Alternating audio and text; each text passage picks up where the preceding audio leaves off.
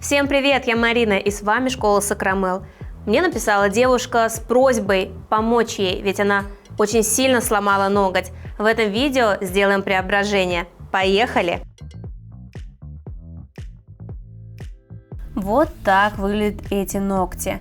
Да, модель, конечно, долго с ними проходила, но на то были очень веские семейные обстоятельства. Не всегда, к сожалению, есть возможность вовремя прийти на маникюр, и происходит следующее. Ногти отрастают, смещается нагрузка на свободный край, и появляются такие большие и больные трещины. Поэтому предлагаю сегодня поговорить именно про ошибки в архитектуре ногтей. Пока я снимаю покрытие, мы видим, что оно было очень объемным, но это не спасло ногти от сломов. Поэтому первое, о чем хочется поговорить, это о толщине покрытия.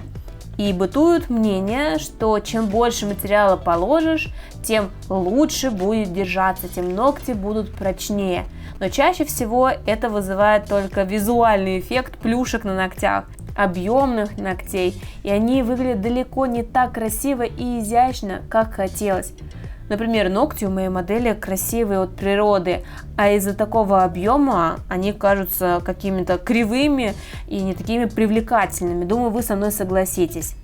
Если тонко положить материал, то также будут сколы. Поэтому тут важна правильная архитектура. Чтобы снять материал на среднем пальце, сначала выполним заплатку из акрила. Использую акриловую систему, это мономер и пудра. Набираю жидкий шарик акрила, ставлю на ноготь. Таким образом он проникает в данную трещину и как бы сдерживает ее расхождение. Теперь во время снятия клиенту не будет больно. Как-то я вам уже показывала такой способ для того, чтобы ноготь не шатался во время опила, чтобы клиенту не было больно, и он действительно действенный. Поэтому считаю, что мастер в своем арсенале должен иметь различные виды материалов и уметь ими работать. Тогда вы всегда сможете подобрать индивидуальный подход к каждому клиенту. Ну а пока акрил стынет на воздухе, выполняем снятие на большом и убираем отслойки. И теперь, когда акрил заполимеризован, мы приступаем к снятию. Иду постепенно. Сначала зону около кутикулы, затем среднюю часть ногтя. Ноготь придерживаю для того, чтобы он не ходил ходуном, где-то подставляю свой пальчик. Иду словно по минному полю. Конечно, и самой страшно, и модели страшно, вдруг что-то заденется и будет больно. И когда я сняла цветной материал, то увидела достаточно большую трещину. Но еще масштаб бедствия непонятен, потому что есть отслойка. И я приняла решение, что не буду убирать свободный край, так как при отрезании клиенту может быть дискомфортно. Поэтому мы с вами уберем сейчас эти отслойки, выполним ремонт и затем уже укрепим ногтевую пластину. Вот этот материал на свободном крае, он мне не мешает. Я вообще даже не трачу время для того, чтобы его опилить, убрать. Зачем? Ведь это будет только тратой времени. Поэтому мы его оставляем, а концентрируемся именно на отслойке. Постоянно спрашиваю у моей модели, все ли хорошо, нигде ли не больно. Постепенно мы уже доходим до натуральной ногтевой пластины. Благодаря акрилу, кстати говоря, трещина держится и сильно не расходится, поэтому клиенту не больно. Ну а также мы видим, что ноготь уже слегка отрос с этой трещины и в целом не так сильно беспокоит мою модель, нежели чем когда эта трещина появилась. Поэтому очень аккуратно, прям придерживая ноготок, матирую поверхность и уже будем приступать к выполнению маникюра. В этот момент стоит также работать аккуратно и случайно своими пальцами не задеть этот свободный край, чтобы не было болевых ощущений. Будем выполнять с вами аппаратный маникюр, так как кутикула сухая, близко располагаются капилляры. Поэтому птериги прочищаем алмазной насадкой с красной насечкой. Она у меня слегка потемнела от сухожара, но это красный абразив. Видим, что широкая белая луночка, значит у нас нет глубокого подкутикульного кармана, поэтому работаем очень аккуратно. Часто мастера не знают, как правильно подобрать вид маникюра и начинают на такой кутикуле делать комби. Получается, что кутикула срезается мелкими кусочками, мелкими фрагментами и затем быстро появляются заусенцы. Поэтому тут мы выбрали именно аппаратную технику обработки. Но, конечно, о том, как правильно подбирать маникюр, мы более подробно рассказываем на курсе Топ Мастер. Это курс и для новичков, и для продолжающих мастеров, где мы разбираем все от азов строения ногтевой пластины до выравнивания, покрытия и продвижения в соцсетях. Подробную информацию оставлю в описании. А мы с вами дорабатываем маникюр при помощи силикон-карбидного шлифовщика, чтобы убрать заусенки. Обезжирим ногтевую пластину и посмотрите, какой красивый эффект от маникюра. Самое главное, атравматичный. Без какого-либо единого ранения, перетертостей, кутикула удалена и, на мой взгляд, ногти уже смотрятся абсолютно по-другому. А мы тем временем наносим с вами подложку из прозрачной пластичной базы. Будем ставить кусочки файбергласса. Это специальный нетканый материал, который используется для ремонта. На средний палец вырезаю длинную полоску от одной точки вроста до другой, чтобы полностью армировать трещину. Такой материал позволит трещине не расходиться и зафиксирует ноготь. Он не будет теперь изгибаться во время носки. Отправляю на просушку в лампу и тоже делаю на указательном. Указательный у нас треснул с двух сторон.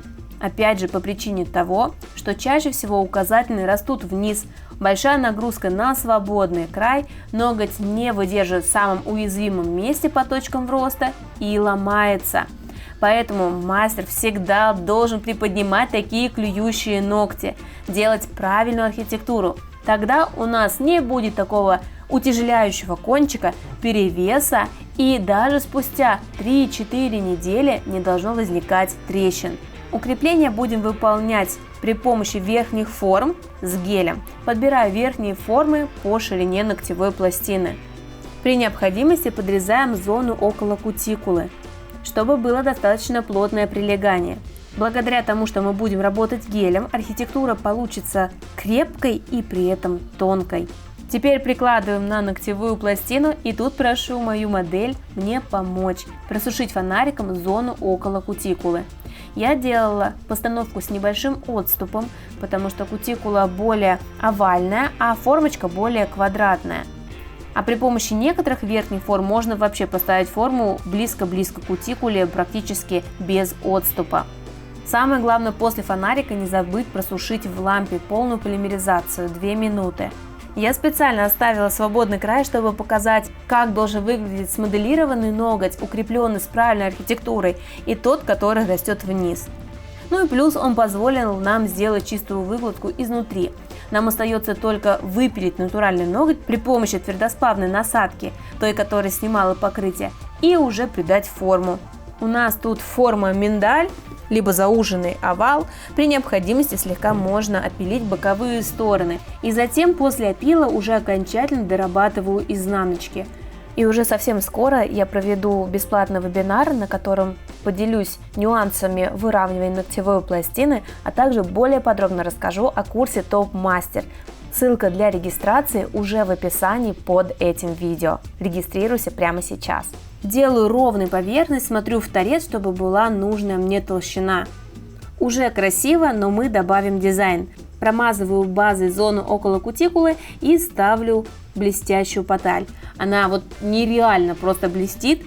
Очень красиво и ярко, вот даже камера не передает всего этого блеска.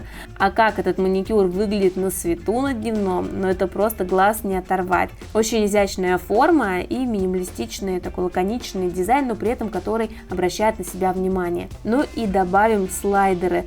Все-таки весна, хочется цветочков, поэтому выбрали вот такой рисунок. Прикрепляем его на липкость праймера, придавливаем. И сверху также проходимся праймером по прозрачным участкам для того, чтобы растворить пленочку. Все, таким образом у нас будет только картинка четкая, красивая. И перекрываем топом. Беру побольше топа и ставлю в зону около кутикулы, потому что там у нас был отступ и там необходимо большее количество топа.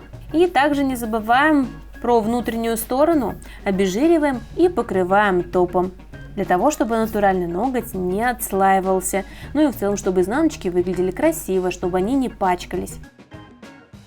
Ставьте пальчик вверх, если вам понравился итог нашего преображения. Смотрите и другие ролики на канале с вниз растущими ногтями. Ну а я желаю всем успеха в работе. Счастливо, пока-пока!